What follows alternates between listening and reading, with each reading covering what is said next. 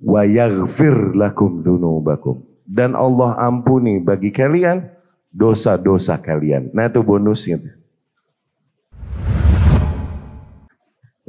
Mereka yang bertahan di atas sunnah Rasul Sallallahu Alaihi Wasallam, ganjaran terbaiknya diantaranya adalah diampuninya baginya dosa-dosanya. Tuh. Diampuninya baginya dosa-dosanya. Dengan masyiah, dengan kehendak Allah Subhanahu Wa Taala. Okay? Hak prerogatifnya mau ngampunin buat siapapun di antara para hambanya. Iya gak? Iya gak? Atau dengan ujian-ujian yang akhirnya mesti menimpanya dikarenakan dia berada di atas sunnah. Tuh. Dihapuskan baginya dosa-dosanya. Tapi terlepas dari ujian-ujian yang mesti menimpanya karena dia bertahan di atas sunnah ini, yakni arus yang mesti dia lawan.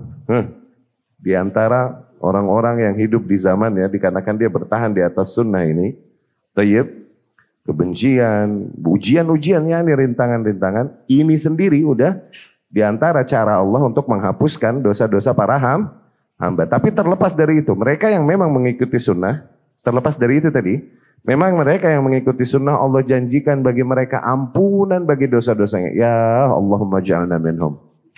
Semoga Allah jadikan kita termasuk mereka. Ini diantara makna firman diantara makna dari firman Allah Subhanahu wa taala, qul in kuntum tuhibbunallah, katakanlah, yakni katakan wahai Muhammad kepada para manusia, apabila memang benar kalian mencintai Allah, fattabi'uni, maka ikutilah aku. Yakni konsekuensi memang seseorang tulus mencintai Allah, maka dia akan berittiba kepada sunnah Rasulullah Sallallahu Alaihi Wasallam. Semakin besar kadar berittibanya, maka semakin besar kadar cintanya kepada Allah Subhanahu wa Ta'ala. Semakin tipis dia kadar nilai ittibanya dan dominan padanya bid'ah, maka semakin tipis cintanya kepada Allah Subhanahu wa Ta'ala. Tuh, begitu. Fattabi'uni yuhibbukumullah. Hanya dengan begitu, hanya dengan mengikuti Muhammad, berittiba kepadanya, hanya dengan begitu Allah akan membalas bagi kalian cinta kalian. Ya, yakni mereka yang berpaling dari ittiba kepada Rasul Sallallahu Alaihi Wasallam, sebesar apapun bentuk kecintaan mereka kepada Allah Subhanahu Wa Taala, maka Allah tak akan membalas cintanya tersebut. Ya, wa yaghfir lakum dzunubakum, dan Allah ampuni bagi kalian dosa-dosa kalian. Nah itu bonusnya. Oke, yakni apakah seseorang yang mengikuti sunnah kemudian dia jadi suci? Dia nggak berdosa, come on. Seseorang yang bersunnah, mengikuti sunnah, apakah dia jadi suci? Maka hati-hati dari dosa-dosa yang dilakukan oleh saudaramu. Kenapa dia melakukan dosa kemudian kau mencercanya? Banyak sabda Rasul dalam hal ini, hati-hati.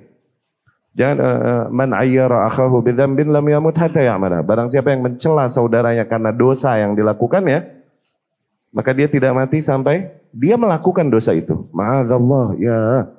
Jangan kau celah hamba Allah yang lain karena dosa yang dia lakukan. Kenapa? Karena hakikatnya engkau dan dia cuman beda pilihan dosa doang. Dia milih dosa yang itu, lu milih dosa yang lain kan. Apakah maknanya kau tak ada dosa? Beda pilihan dosa doang. Idza arada syai'an hayya'a lahu asbabah.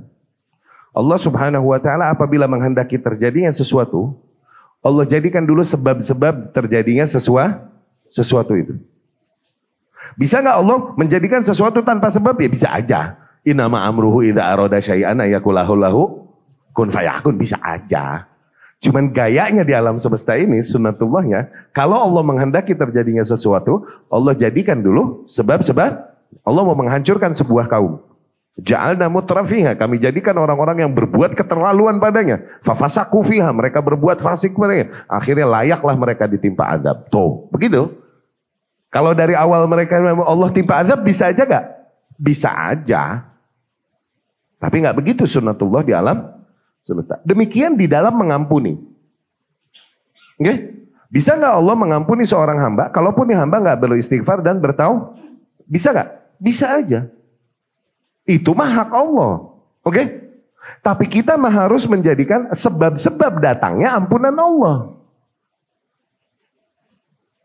Sebab-sebab datangnya ampunan Allah jelas dibahas di sini tadi. Apa? Ittiba sama sunnah Rasul Sallallahu Alaihi Wasallam, itu udah paling konkret. Yang kedua, istighfar sama tobat. Itu sebab ampunan Allah. Kita mah harus jadi sebab-sebabnya. Faham?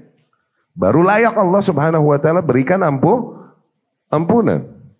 Demikian kemuliaan, diantara kemuliaan, keuntungan, kebaikan, keagungan dari mereka yang berittiba kepada sunnah Rasul sallallahu alaihi wasallam. Bukan mengecilkan dosa, bukan. Bukan lagi berbicara mengecilkan dosa, bukan. Ya.